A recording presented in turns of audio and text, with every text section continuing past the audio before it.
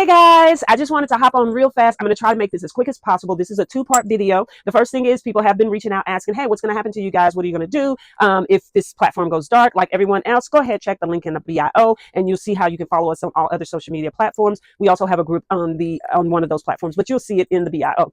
Okay, so here's the second part, the B part to this video, and that is I want to do a real quick, I guess this is going to be a tip as well as giving some feedback to those who are in the t-shirt making business, whether you're just starting out, whether you have been making t-shirts, but you are now getting into screen prints. So of course you hear how easy they are, because if you're starting out, if you like me and you did vinyl, you go to screen print, you go to DTFs and you realize, oh my God, this is so much easier because you don't have to weed, you don't have to cut out things like that. Well, I would say this. First of all, don't get rid of your vinyl. I'm a vinyl chick, and let me tell you, there's just some designs that just look way better with vinyl. Screen print, DTF, don't do it justice. Know what you're doing. So you're going to have trial and error. What I mean, if you don't go through the trial and error, then please don't go blaming companies when things don't go right. So with that being said, we decided to test this particular transfer on TikTok. So when we did it, it was this, I want to say this summer that I posted this and forgot that it was even in the shop. Well, fast forward to right before Christmas, we start seeing a surge. All of a sudden, people were purchasing these, and that's great. What we ran into was a customer informing us that it wasn't working, right?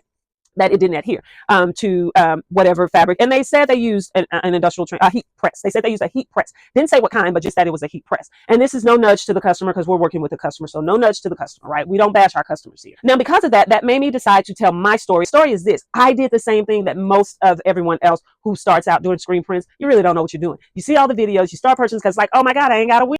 Okay, so that video cut out, and the reason being is because I got the new tripod, the motion one, right? And so I got to be mindful of my hands because depending on what you do with your hands, you can make the phone do all this fun stuff. I'll do a video about that later. But again, like I said, I did what most of you guys do. You purchase all these screen print transfers, and boom, they're working for you. And then all of a sudden, you get to one, and it's like, yo, what's going on? Because now you feel like you're the expert, right? Like, man, I've been putting these out. My customers have been buying. Suddenly I get to one, and it's not working. What happened? Okay, so I'll tell you what happened. 9 times out of 10, it's going to be either the fabric or the machine that you're using to press. Okay, everyone calls their press a heat press because it heats up and it press. But let me tell you, first of all, a Cricut press won't do it. You need an industrial style heat press, something like this, where you can control the temperature and where you can control the pressure in order to do screen prints, because they require a lot of firm pressure. So if you aren't able to control the pressure, you aren't able to control the temperature, that's not going to work either. Also, you have to be mindful whenever you're using your heat press, check your temperature. So you may need to get a thermometer because at some point over years, wear and tear, the heat's going to start going out in different spots, and that could be an issue as well. So I say all that to say, when it comes to when it comes to screen print transfers, I don't know why I want to call them heat press. When it comes to screen print transfers, know your fabric and know that you have a machine that you can control the temperature and you can control the pressure. I learned through trial and error. I ruined my one and only time that I ruined outside of pressing upside down, because we've all done that. But where the transfer didn't adhere to the fabric completely, it wasn't because of the transfer itself. You're going to have to learn through trial and error. So how do you solve that problem? The only solution, my dear, is you're just going to have to buy more transfers than what you may need at that time for that particular order. So for example, if someone says, hey, I want to order 5 of this particular shirt or canvas bag or whatever you're putting the transfer on, and you only purchase 5, no ma'am, that's not good.